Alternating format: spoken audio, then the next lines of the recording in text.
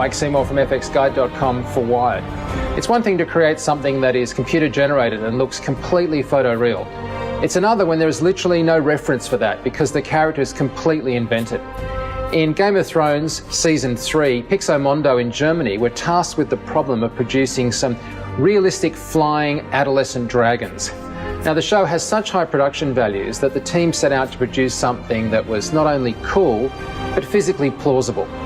To do this, concept designs were developed that accounted for the adolescent proportions of the dragons, who had actually grown since Season 2.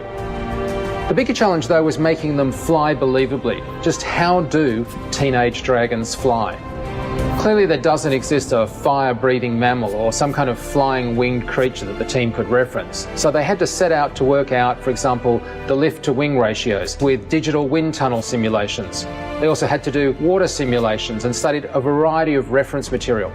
In fact, they ended up with a mix of an eagle and a bat. The eagle is used more for soaring, gliding motion and more of a bat kind of motion when the dragons were taking off. This also had to be tempered, of course, with the fact that the dragons are not yet fully grown, so they needed to have a young, kind of energetic and slightly awkward appearance. The most complicated part was really the animation. That hovering mode was always tricky because it shouldn't look too stable, and so we had to have these wing flaps big enough to keep the body in position, and to find that right amount of speed and wing flap size was very important for us to keep it believable.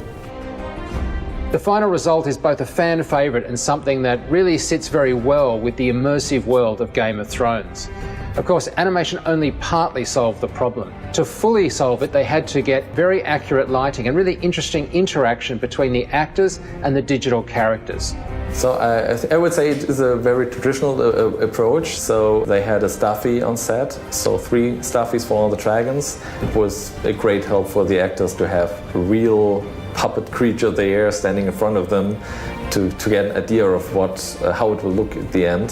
This was taken out of the frame, and then the shot was done with a tennis ball on a stick, just mimicking what the dragon might do at the end, so to just give an eye line. The final solution delivered on the realism and the quality of feature film visual effects, but inside the constraints and timescales of episodic television. Well, if you want to learn more about the visual effects secrets behind some of the biggest blockbuster productions, be sure to subscribe. I'm Mike Seymour for Wired.